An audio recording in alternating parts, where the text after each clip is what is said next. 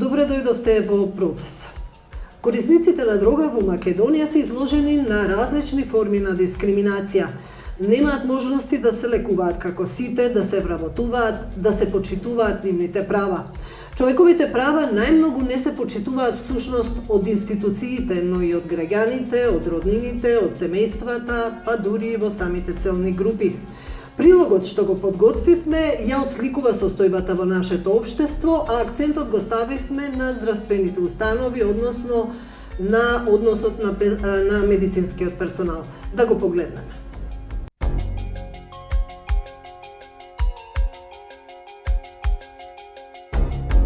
Отишла да се породи на клиниката за гинекологија, а таму ја ставиле во изолација, со жолта лента на вратата од болничката соба. Оваа млада жена раскажува за нејзината голгота кога пред 2 години отишла да се породи. Таа вели дека била навредувана од медицинскиот персонал и третирана како да има ебола, само затоа што била искрена и кажала дека е корисник на дрога. На самиот пораѓај, чисто они пробуваа мене да ми најдат вена инфузија на раконот.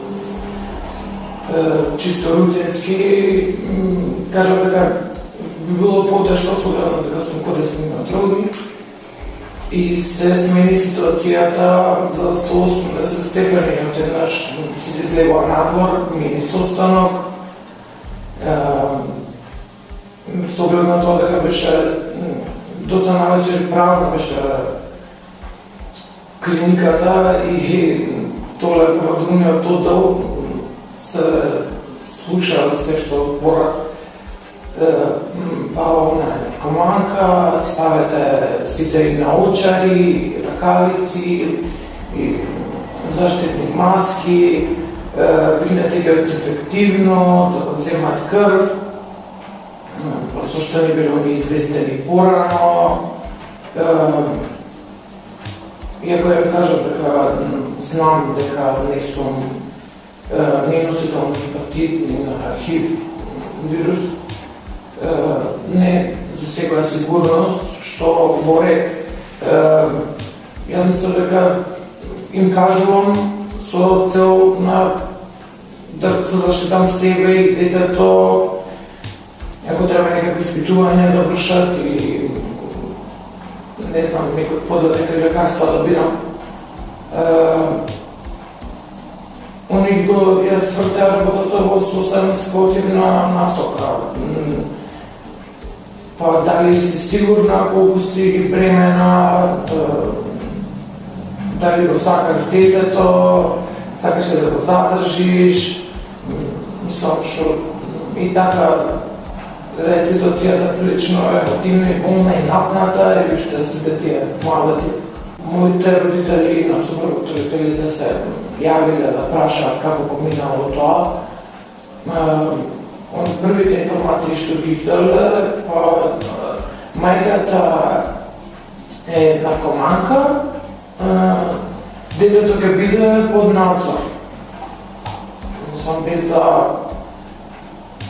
бидат сигурни кои се јавува или дали се информирани или колку или како ќе реагира. И после следуваше дали сакате да си го земете. Ни пуштија социјални работник со сопругот да разговараме за дали сакаме да го задржиме детето, што ако е така пракса, ја сметам дека така треба за сите мајки да се однесуваат. Кога стигнам до тоа, беа прилично предупредени од страна на сопругот дека ќе ги пријавиме за такви третмани за издавањето информации без наша дозвола. Јас останаа на посебен поспородилен мотор, кај што се мајките со царски рез, деца дека што се породи нормално, посебна соба со налепница на вратата, изолација и не сместуваат друг во собата. Ја држав отворена во време за да не приметат моите родители што ме доаѓа на посета дека пишува изолација на стругата како да се шири ебола од просторија. Предрасудите, стравот, нетолеранцијата, непочитувањето на човековите права се присутни секаде, но здравствените институции, наместо да бидат позитивен пример, уште повеќе го продлабочуваат јазот. Овој 30 годишен човек кој се одржува на метадонска терапија побара да го заштитиме неговиот идентитет само за да не биде избркан од работа, која одваја нашол. Тој вели дека се среќава со сите облици на дискриминација, од институциите, соседите до роднините. Особено е револтиран од односот во стоматолошките клиники. Мене ми се случи лично да одам. Значи, плюс имаше и пациенти, што ја мислам таа дискресија се знае, доктор-пациент, имаше 10-15 студенти околу мене што учеа стоматологија. Запарката ми вади, ми ги виде завидите, она и најверојатно си послуми на жената ми вика, сега ти ги издаде овој зап, за другите да ми донесеш папир дека дали си дали си хепатит позитивен, хепатит С или не. И ако си позитивен, наплаќа за опремата, таа опрема што Задолжително треба задолжително да носа, да, значи нема ништо што тука ракавици и маска, тоа е тоа. Македонското општество тоне во стереотипи, дискриминација и нетолерантност, ксенофобија. Истражувањето на Коалицијата за сексуални и здравствени права на маргинализирани заедници, спроведено со корисници на дрога во 6 општини во Македонија, покажува дека најголем дел од корисниците на дрога се жалат на нехуман, понижувачки однос и повреди на личното достоинство од страна на полициските службеници, навредување, пцуење, употреба на стигматизирачки термини, како и врз основа на нивниот здравствен статус. Примери. Полицаец му се обраќа на корисник на дрога. Јас сум човек, ти си наркоман. Корисничка на дрога била во полициска станица бидејќи го украле велосипедот, додека чекала надлежната полициска службеничка и се обратила. Ајде, нека се качи наркоманот горе за велосипедот. Дел од корисниците укажаа дека полицијата се однесува нехумано и понижувачки и кога нема да пронајде дрога кај нив. И да не си со дрога, ти за нив си наркоман и не те третираат 2%. Корисник на дрога бил тепан од група луѓе на улица во близина на 2 полициски возила, а полицајците не превземале ништо за да го спречат насилството. Во Комисијата за заштита од дискриминација вела дека Македонија е се уште далеко од развиените земји и дискриминацијата е присутна секаде. Недостасува подигнување на свеста и тоа на локално ниво. Ние како комисија укажуваме, даваме препораки, но доколку не се постигне ефект, може да се покрене и судска постапка, изјави Душко Миновски, председател на оваа комисија. Македонските институции и граѓаните се релативно конзервативни, нетрпеливи кон ризичните категории граѓани, што ја прави земјата една од најконзервативните во Европа, велат социолозите. Ниту една власт досега не се зафатила со решавање на овој проблем институционално, а последиците се катастрофални.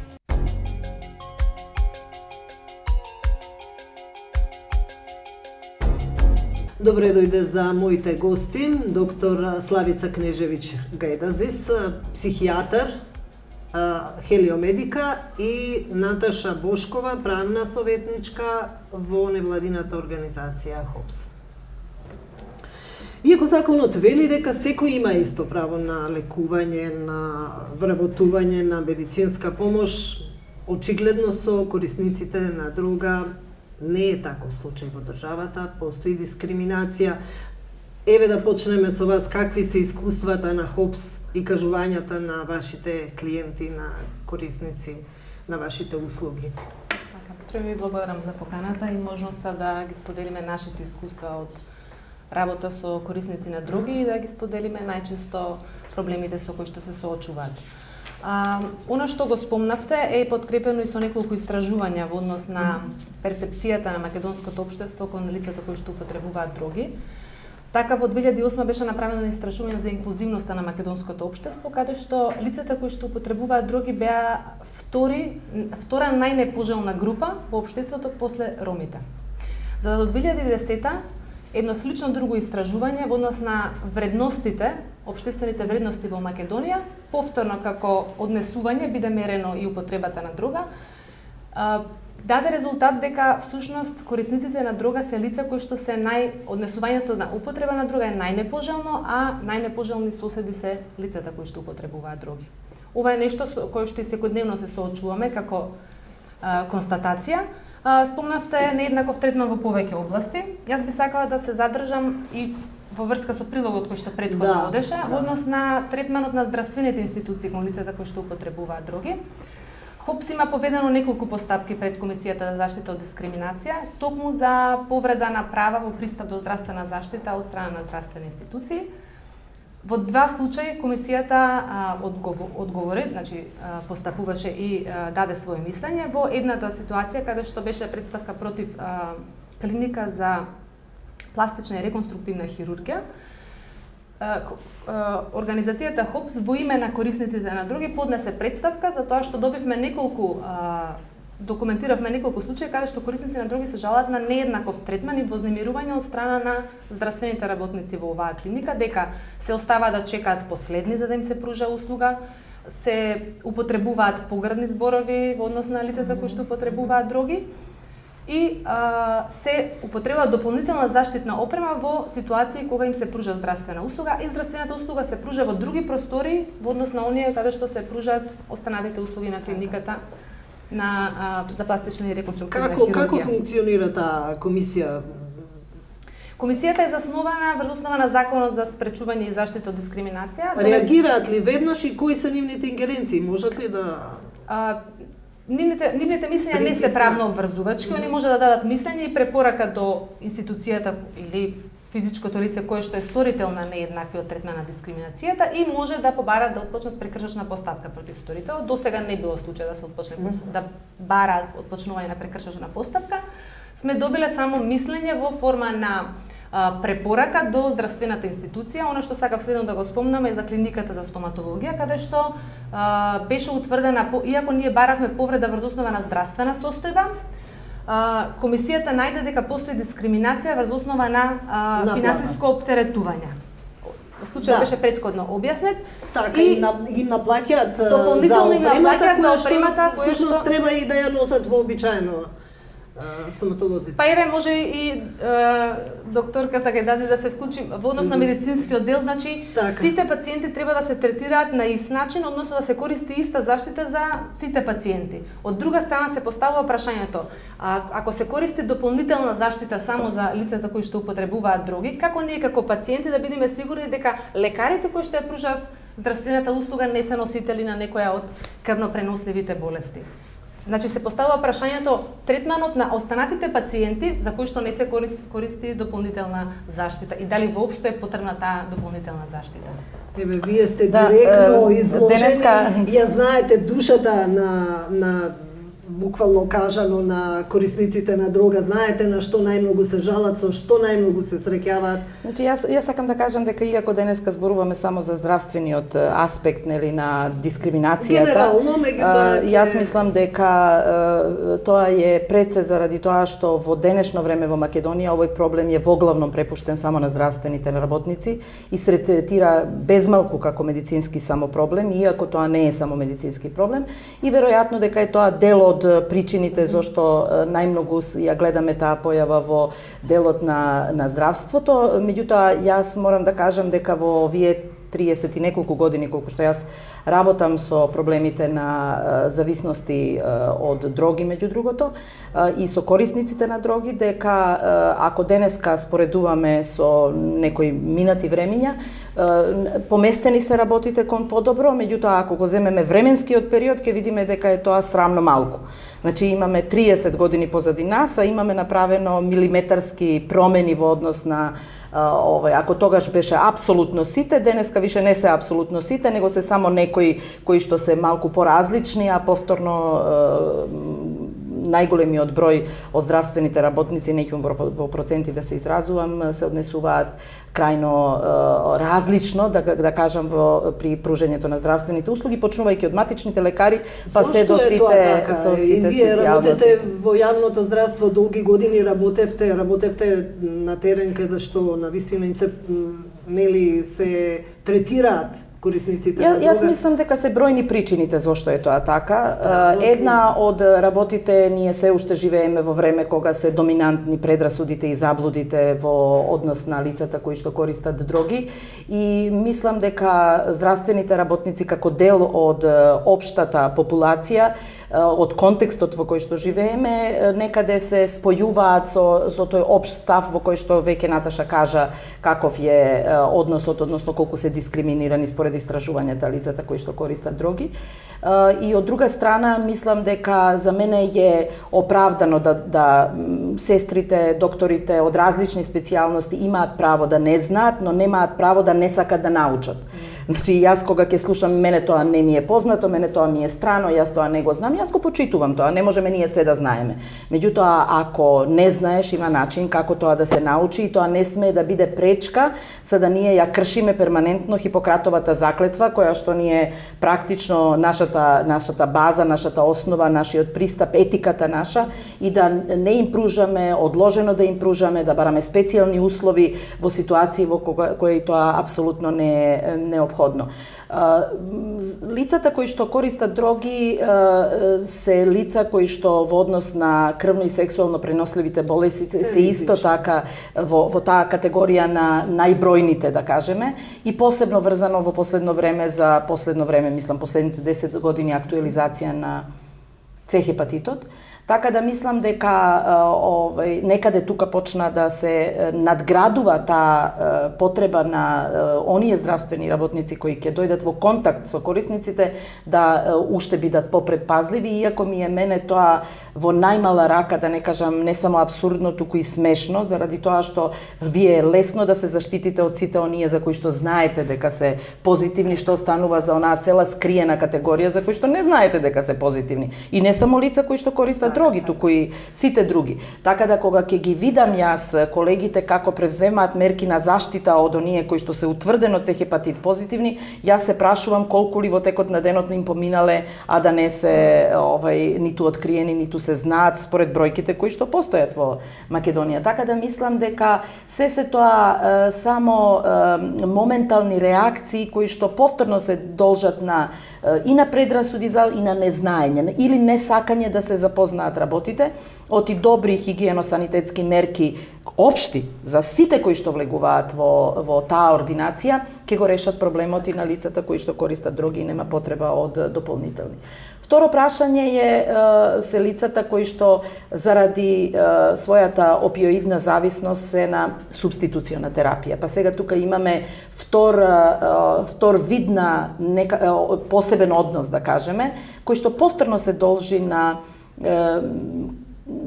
така да кажам, просто незаинтересираност на колегите да нешто малку повеќе научат и да знаат, и да видат дека уствари субституционата терапија, најчесто метадонот, меѓутоа и бупренорфинот кој што ги има во Македонија, не може да бидат апсолутна пречка за пружањето на здравствените услуги, и дека со добра информираност и со добра соработка ние ќе можеме до сега да спасиме многу животи и да го подобриме здравието на тие лица, а со тоа да си помогнеме себе си. Јас постојано зборувам дека здравието на корисниците на дрога е прашање на јавното здравје, не е нивно прашање, туку е како ние ги третираме нив, така се однесуваме кон здравието на сите нас. Ако добро ги третираме нив, ќе ги намалиме сите оние ризици кои што постојат и за општата популација. Така да мислам дека такви има примери бројни, иако некако мене ми се чини дека колегите се повеќе почнува бројот на оние кои што ни се придружуваат во грижата за здравјето на корисниците на дрога да биде се поброен. Она што мене ми пречи, тоа е следната инстанца, Наташа веќе зборуваше за тоа, а тоа е да корисниците на дрога, живеејќи во овакво обкружување, во оваква атмосфера, ретко покренуваат постапки за прекршување на нивните права. Тоа ми беше следното прашање, дали па дури и кога тоа ќе го направат, немаат еднаков третман, обесхрабрени се, начинот како, например, ако е прва инстанца да вие се пожалите кај предпоставениот, кај раководителот на таа институција, не се наидува на ист таков однос како кога станува збор за другите, да кажам, пациенти, другите кои што не се задоволни од односот на... Така да се нешто е оставено на добрата волја на здравствените работници, на медицинските сестри, на, не знам, докторите и на оние кои што се предпоставени и веројатно Наташа го знае исходот како течат понатаму работите. Јас мислам дека и покрај тоа што ние во времето кога работев ја во психијатриската болница, бројни едукации правевме, информативни средби со докторите, некако имам впечаток дека им е нив полесно да кажат ние тоа не го знаеме и просто не сме заинтересирани, како да сме ние во позиција да бираме кому ќе пружиме услуга, а кому не. Знаете, пациентите доаѓаат кај нас и ние имаме обврска да им пружиме услуга, меѓутоа таа етикета корисник на дрога веднаш ги става во различна позиција, да не кажам во дискриминирачка, во различна позиција во однос на чекање, одлагање, префрлување и токму поради тоа и денеска се уште, а во едно време и уште повеќе, Центарот за зависности во кисела вода се претвори во центар од кого се очекуваше да третира се. Од прилогот видовме приказна за гинекологија, значи ние се доведувавме во ситуација да пациенти доаѓаат со скршени ребра, да пациенти доаѓаат со отворени рани, да жени родилки доаѓаат, кориснички да доаѓаат без малку да се враќани да се бара од нас да ние учествуваме во сето тоа, што е, мислам, да, и ние како новинари во изминатиот период често пати моравме, нели, дали невладиниот сектор интервенирал до кај нас, па моравме да снимаме, да притиснеме за да некого оперираат или затоа што и хирурзите често пати во минатото одбиваат да оперираат, имаше многу такви случаи. Не знам каква е ситуацијата во образованието, кои термини се користат? Имате ли сознание? Наркоманија, во учебниците за децата? Учебниците, да. Како девијантно однесување наркомани, што исто така придонесува за зголемување или одржување на таа стигма која што постои и продлабочување на предрасудите кон лицата кои што употребуваат дроги. Јас се извинувам, Менче, знаете, постои во нашата струка, во психијатријата, посебно во психотерапијата која што јас ја работам, постои правило дека отворениот пристап е едно од решенијата, дека треба отворено да се зборува за тоа, дека тоа треба да се сподели со околината и дека на тој начин се градат системи на стратегија за заздравување. И ние едно време, зборувам пред многу години, ги охрабрувавме пациентите да они, па и родителите да они отворено разговараат за тоа во училиштата и кога училиштето не го знаеше тоа, да седнат да поразговараат со класниот раководител, со психолошко-педагошка служба, да се бараат ученици од класот кои би можеле да се придружат, да помогнат во решавање на проблемот.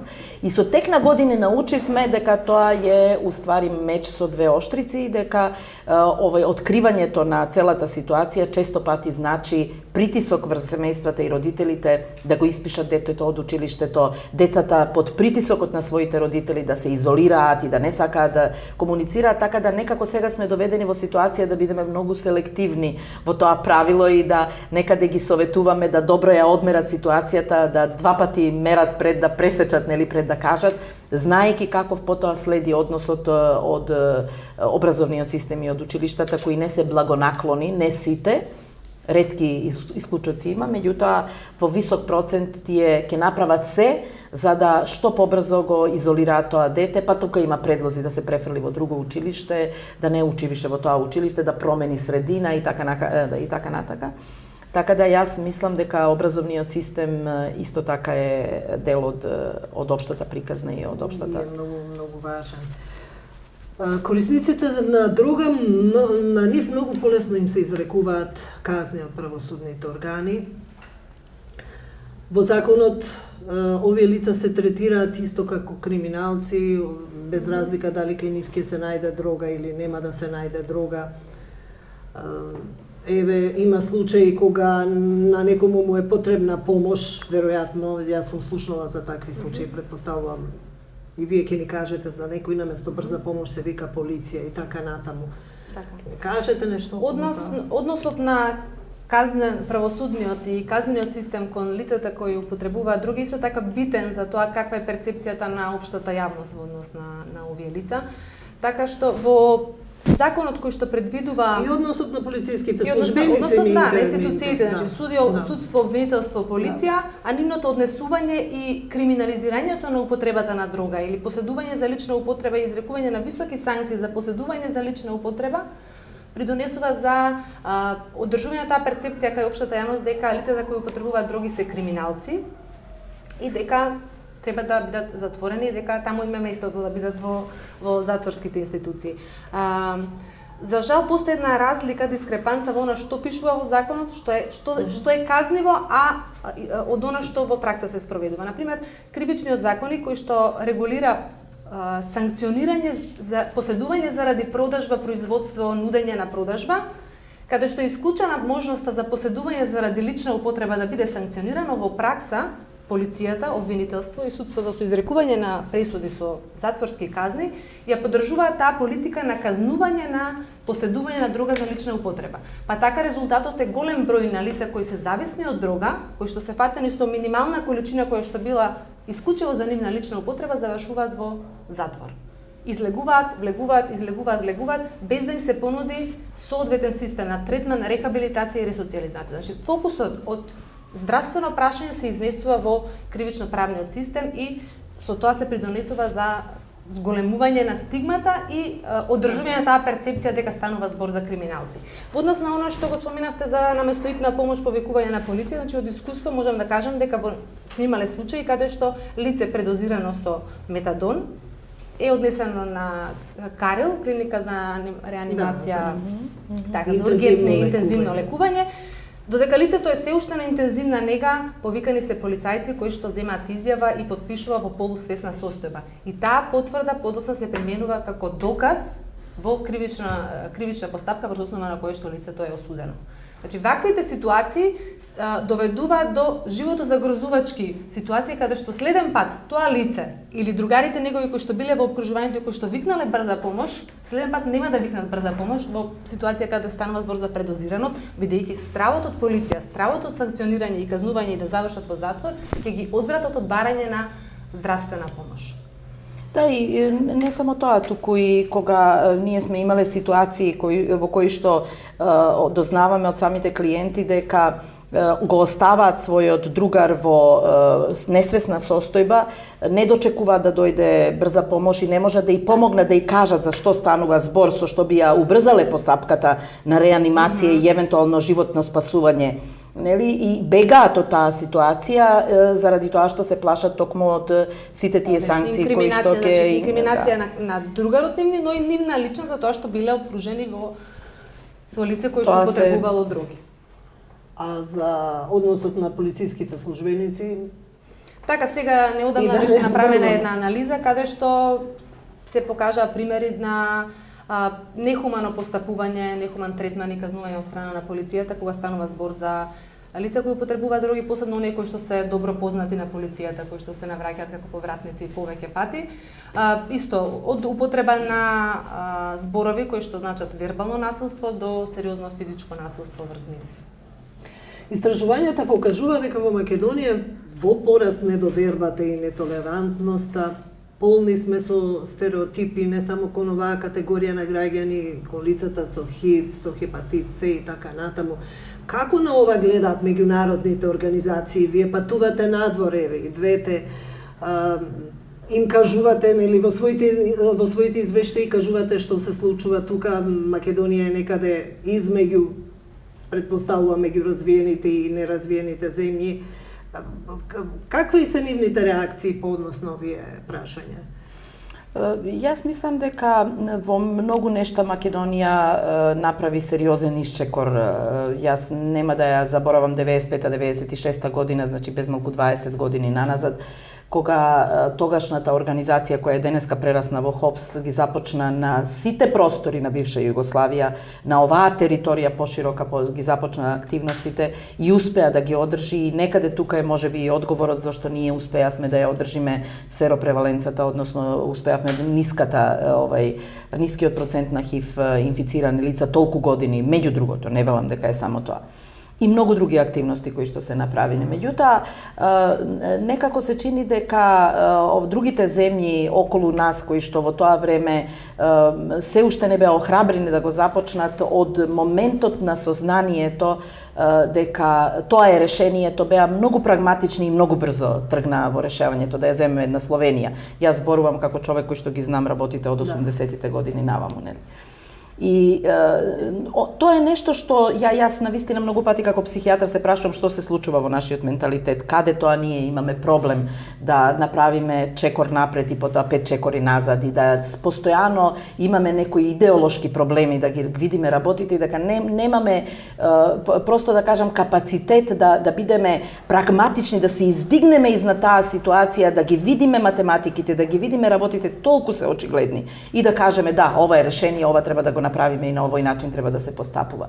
И во однос на полицијата, и во однос на судството, и во однос на многу пати ХОПС излегол со податоци кои што се светски познати, како $1 во затвор спасува, не знам, 10 животи надвор од затвор. И понатаму ние тоа го слушаме, доаѓаат експерти ни го кажуваат, ние кажуваме и ништо не се менува и ништо се вртиме во круг и се однесуваме, знаете, оценката на меѓународната јавност е дека во решавањето на проблемите Македонија се однесува како една од државите кои што е прилично богата и може да си го дозволи тој луксус. Знаете дека ние по некои работи сме крајно финансиски, крајно сме неекономични во своето работење и воопшто не водиме сметка, ајде ако не водиме сметка да кажеме за некои други, барем за денарот да си водевме сметка, оти резултатите се многу очигледни и помакот во државите како што е например Португалија, како што е например Чешка, како што се например Словенија, и ова е толку очигледен во само 5 години. И јас полно пати се прашувам, оваа влада која што постојано зборува за нејзината грижа за финансиските аспекти, која што е како не успева да го види тоа и што е тоа што ја попречува да просто како да ги менува диоптрите, како да ги менува стаклата која ќе го види овој проблем и ни гледа што е решение, а решението е, па нема да кажам толку едноставно, ама безмалку толку едноставно, со 2-3 решенија од централна позиција можат работите да се сменуваат и да тргнат на многу поразлично ниво и ниту да се трошат толку пари, ниту да толку животи губиме, ниту пак да се доведуваме во овакви ситуации како што се доведуваме. Така да мислам дека така да мислам дека она што мене ми се чини, постојано ме прашуваат како, па вие сте многу богата држава, па вие чим можете затворите да ги пуните со зависниците, чим можете ова, вие сте многу богата држава и навистина сте се однесувате како држава која што има вишок пари, па си вика ајде ќе направиме фини затвори во кои што не знам колку е 50% од популацијата, 30% од популацијата се оние кои што се оние кои што се дијагностицирани, а онаа група која што користи околу нив тоа. Па има и случаи кои што отпочнуваат со употреба на дрога во затвор, значи тоа е општо познат факт дека јавна тајна е дека во затворите. Дека ако за ништо друго, барем за таа, ајде да заборавиме, не ни се бендисуваат, знаете, јас болестите не ги делам на убави и неубави, по дефолт болестите не се убави. Значи не може една да биде поубава, демек диабетот е поубава болест од користењето на дроги или не знам ова е поубаво. Болестите се затоа да ги решаваме. Ако за ништо друго, тогаш барем за финансиите да размислиме колку пари се трошат и колку сме ние скапи, па и во третманите кои што ги пружаме. За да утре не плаќаме двојно или тројно повеќе. Само како дополнување на ова што го спомна докторката, значи до 2016 глобалниот фонд Ево Македонија ги покрива активностите на ХОПС кои што 97 се насочени кон намалување на штети од употреба на дрога. По заменувањето на глобален фонд државата треба да ја превземе обврската да ги финансира овие програми, во спротивно би се соочиле со зголемување на број на ХИВ инфицирани, кои што дополнително би значило дополнителни финансиски трошоци за државата. Значи, се во пресметката на исплатливоста на активностите и мерките кои што владата Да, ги јас често пати, Наташа, управо тоа, јас често пати на моите јавни настапи, овака на конференциите, кога велам дека сите тие држави кои направија по различни програми, по различни пристапи, не го направија тоа затоа што се хумани. Не го направија тоа заради тоа што се они нешто им се допаѓаат корисниците, туку заради тоа што мислеа на себе и на јавното здравје и на парите и на ефикасноста од програмите кои што се и пристапи и направиле програми какви што направиле. Така да мислам дека ние нешто во нашиот дури и ова што ментален склоп недостасува стратегија или што е? Па јас мислам дека многу нешта недостасуваат. Недостасува сеопфатност во решавањето, недостасува следење во мониторингот, евалуацијата во тоа што се прави, недостасува една конзистентност во пристапот. Многу работи како системски решенија фалат. Оти јас апропо еве ова што е темата здравствената дискриминација, да кажам, или дискриминацијата од здравствените работници, јас ќе кажам уште нешто што мислам дека треба јавноста да го знае.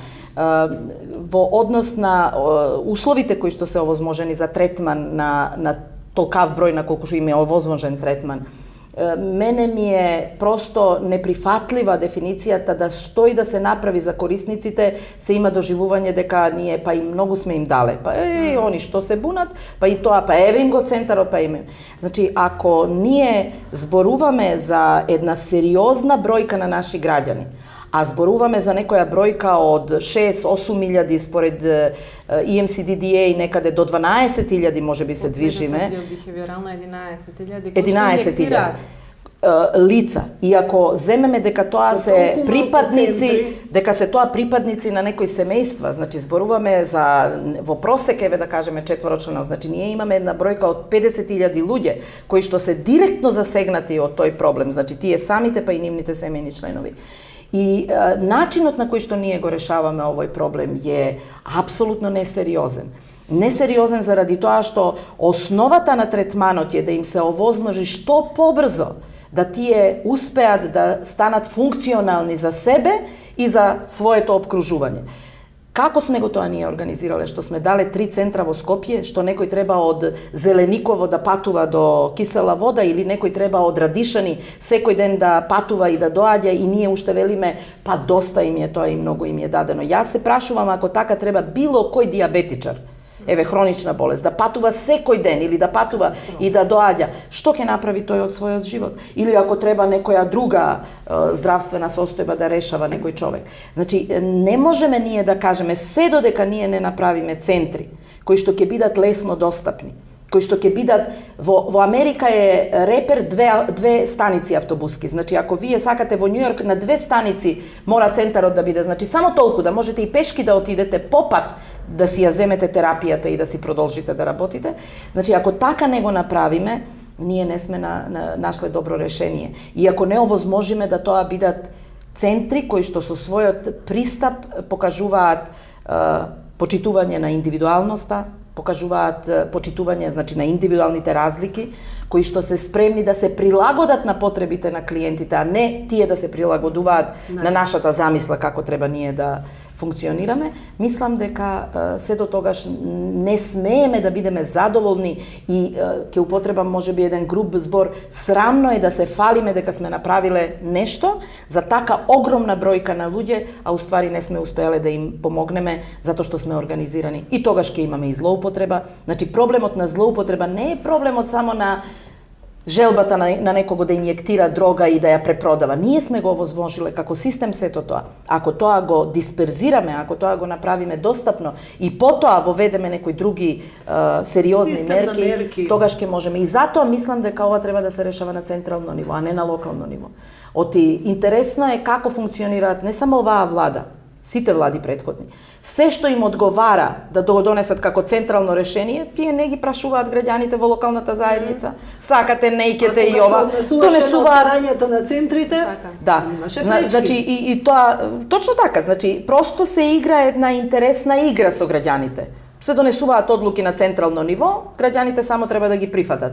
А кога е некоја ситуација во која што сакаат тие да малку стојат по страна, граѓаните нека одлучуваат. Кои се граѓаните да одлучуваат дали сакаат или не сакаат здравје да им се даде на една категорија на луѓе.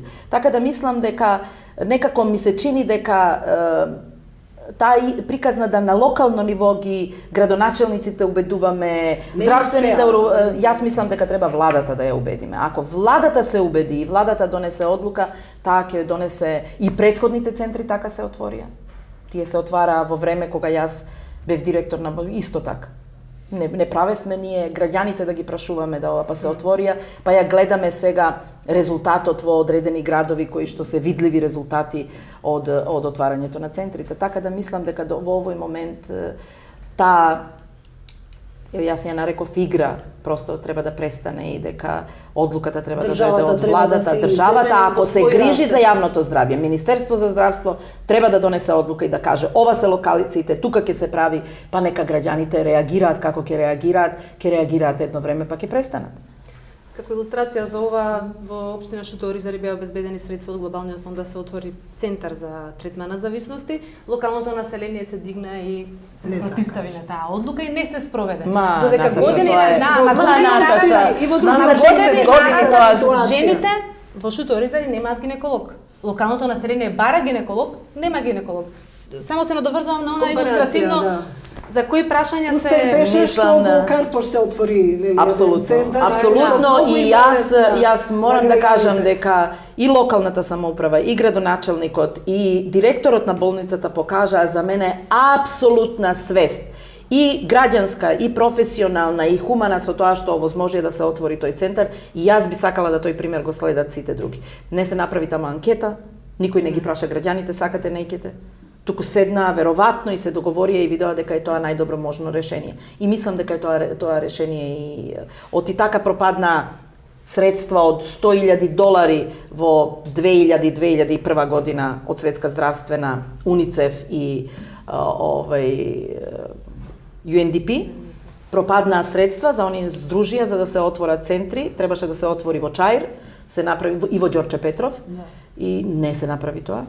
Па потоа второ обид со градоначалниците беа наводно немочни и така заврши таа приказна. Зависи од политичката волја на крај.